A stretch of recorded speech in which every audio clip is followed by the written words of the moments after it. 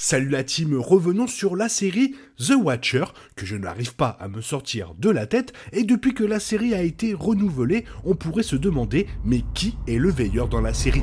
Eh ben on en parle dès maintenant dans cette vidéo, et n'oubliez pas de liker et de commenter, let's go! Petit message avant de commencer réellement cette vidéo, on est plus de 12 000 sur la chaîne, merci énormément à tous ceux qui se sont abonnés, et bonne vidéo! La série Mystère, basée sur une vraie affaire de Netflix, ne révèle jamais l'identité de son principal antagoniste. Mais on pourrait établir quelques théories pour découvrir qui est le veilleur dans la série. Le trailer en 7 épisodes est vaguement adapté par une histoire vraie et suit les Brannock, dont la vie commence à s'effondrer lorsqu'ils emménagent dans leur maison de banlieue idéale. Lorsqu'ils reçoivent une série de lettres d'un expéditeur anonyme nommé The Watcher, la famille consulte la police locale et engage un détective privé pour aider à trouver le coupable parmi une longue liste de suspects. Et au fur et à mesure que la série progresse, Dean et Nora Brannock se méfient d'un nombre croissant de personnes, chacune ayant des propres motifs pour harceler la famille pour qu'elle quitte sa nouvelle maison. À la fin de la série, le tableau des suspects de Dean est plus grand que jamais, le père traumatisé n'étant pas plus près de découvrir l'identité du veilleur. Bien que la fin de la série soit ambiguë, l'émission produite par Ryan Murphy laisse aux téléspectateurs de nombreuses théories viables sur son antagoniste responsable de ces faits avant une saison 2 qui a été validée par Netflix. Dans cette idée, voici une liste de certains des suspects les plus probables qui pourraient être le veilleur. Mais avant tout, revenons 2 secondes sur le pourquoi on ne sait pas qui est le veilleur à la fin de la saison 1. Et il y a plusieurs raisons pour lesquelles l'identité du veilleur n'est jamais révélée dans cette saison. La première est pratique, car les faits réels dont la série est dérivée restent également non résolus. Comme les Brannock, la vraie famille Braudus a reçu des lettres de plus en plus menaçantes d'un mystérieux observateur et a finalement été forcé de vendre sa maison au 657 boulevard. Cependant, comme dans la série, ni les Braudus ni la police n'ont jamais découvert la véritable identité du veilleur, et l'affaire reste un mystère jusqu'à aujourd'hui.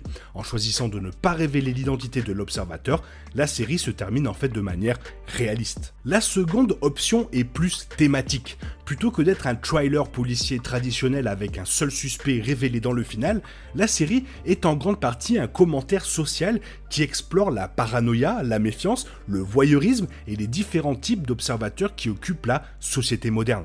Comme l'illustre la fin de la première saison, l'histoire porte au moins sur qui est l'observateur que sur le sentiment d'être regardé lui-même, ainsi que sur son effet sur les Brannock et la communauté locale.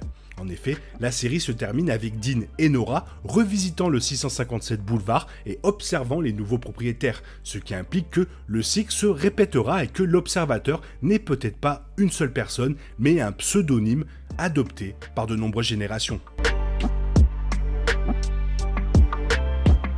Pearl Winslow est une femme passive, agressive, avec une méfiance totale envers les Brannock.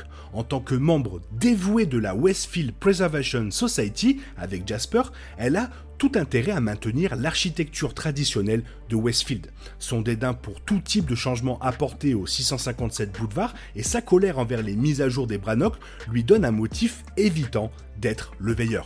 De plus, Pearl est de mèche avec John Graff, William Webster, bien qu'il ne soit pas clair si elle connaît sa véritable identité ou ses antécédents criminels.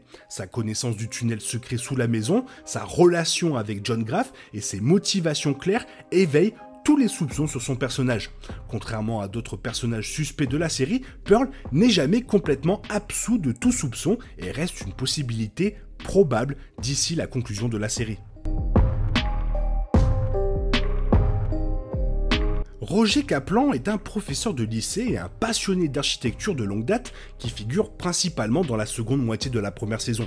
Ayant rendu visite à son ami d'enfance et ancien résident de la maison dans sa jeunesse, Kaplan a une connaissance approfondie du 657 boulevard et de son architecture. Il est également présent à la journée porte ouverte avant qu'elle ne soit vendue aux Brannock et démontre une compréhension des 100 ans d'histoire de la maison. Tout comme le veilleur qui est soucieux de préserver la riche histoire du 657 boulevard. Plus important encore, le devoir de classe populaire de Kaplan, Ode à une maison, a encouragé ses élèves à écrire des lettres d'admiration anonymes aux résidents de leur maison préférée, ce qui est exactement ce que fait le veilleur. Alors que Kaplan nie l'accusation portée par les Brannock, il possède toujours le motif et les moyens nécessaires pour être la véritable identité du veilleur et reste une figure suspecte jusqu'au final de la série. Parmi les nombreux coupables possibles, John Graff semble le suspect le plus probable. Ce personnage mystérieux, qui était un ancien résident du 657 boulevard, a assassiné toute sa famille dans la maison avant de disparaître complètement. Lorsque le public le rencontre, ou du moins un personnage qui lui ressemble exactement de nos jours, il passe par William Bill Webster et fait partie de la Westfield Preservation Society. John Graff est un suspect probable pour un certain nombre de raisons. Il est manifestement capable de violence et, compte tenu de son ancienne résidence dans la maison, a une connaissance intime du 657 boulevard et surtout de son histoire. En effet, lorsque Dean et Nora découvrent un tunnel secret sous la maison, il est révélé que John, William, était en fait la personne vue sous la robe. Lorsqu'il atteint le bout du tunnel, il dit « Ils sont sur nous » à Pearl Winslow, membre de la Westfield Preservation Society, ce qui éveille encore plus les soupçons sur ce personnage. Malgré une petite présence à l'écran du personnage, John Graff parle souvent d'un cycle de crise qui se produit tous les 40 ans, ce qui fait écho au libellé de la toute première lettre du veilleur qui parle d'une seconde venue pour la maison. L'obsession de John Graff pour la préservation de Westfield, sa connaissance détaillée de l'architecture de la maison et ses antécédents criminels font de lui l'un des suspects les plus probables. Et si le veilleur était plus d'une personne, et en raison du nombre de suspects et de personnes intéressées à forcer les Brannock à vendre la maison, il est fort possible que le veilleur soit plus d'une personne. Au fur et à mesure que ce véritable mystère se dévoile, les détails de l'affaire des Brannock deviennent loin d'être secrets, et à cause de l'article de Karen Calhoun, il est de notoriété publique que la maison a reçu des lettres de menaces. En conséquence, presque n'importe qui serait capable d'imiter les lettres de l'observateur. En effet, même Dean est capable d'écrire une lettre convaincante dans ce style après que Nora lui ait demandé de quitter la maison. Et il est tout à fait possible pour toute autre personne ayant un motif viable de faire de même. Mais il est également possible qu'un groupe de personnes, comme la Westfield Preservation Society par exemple, ait adopté collectivement le pseudonyme de The Watcher dans l'émission policière afin de s'assurer que le 657 boulevard soit préservé et que ses nouveaux propriétaires respectent son architecture traditionnelle. En effet, la première lettre demande aux Brannock s'ils sont au courant de l'histoire de la maison et en veut à la famille d'avoir inondé la maison d'entrepreneur. Ce personnage du veilleur est peut-être simplement le moyen efficace du groupe pour dissuader les propriétaires actuels de rénover le 657 boulevard. Mais si tout ça c'était encore plus profond, en plus d'être un pseudonyme adopté par de nombreuses personnes, la série nous indique peut-être que le 657 boulevard transforme ses anciens propriétaires en prochains veilleurs. La scène finale de la série montre de nombreux personnages regardant la maison. Cela inclut John Graff et Andrew Pierce, les deux anciens propriétaires de la maison qui ont affirmé avoir eux-mêmes reçu des lettres.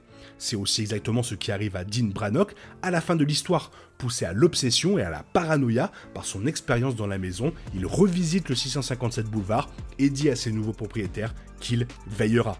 Nora Brannock est également vue en train de regarder la maison dans les derniers instants de la saison, mais cela pourrait seulement être un moyen pour elle de voir ce que fait son mari. Mais, dans une scène précédente, elle rend visite à la nouvelle propriétaire, Karen, et déclare que elle aussi, elle regardera. Plus tard, Karen reçoit une lettre de menace et est chassée de la maison par un personnage masqué. Bien que cela puisse être le même veilleur qui harcelait les Brannock, il est également possible que l'identité de ce personnage soit Karen ou Dean.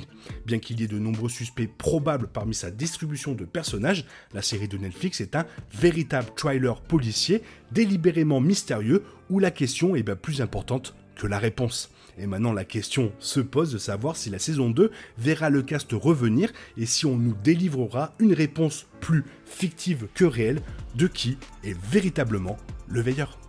Voilà, en tout cas ça me fait extrêmement plaisir de savoir qu'il y aura une saison 2 pour cette série et j'espère que fictivement ils vont conclure au moins cette histoire. Toi, qu'est-ce que tu en penses ? Qui est pour toi le veilleur ? Fais-moi part de ton avis dans la zone commentaire, car tu sais que j'aime énormément vous lire et j'espère que la vidéo t'a plu. Et si elle t'a plu, n'hésite pas à la liker, t'abonner, à la partager. Merci d'avance. Je te souhaite une bonne matinée, après-midi, peut-être une bonne soirée ou un bon week-end. Bisous bisous, hasta la vista.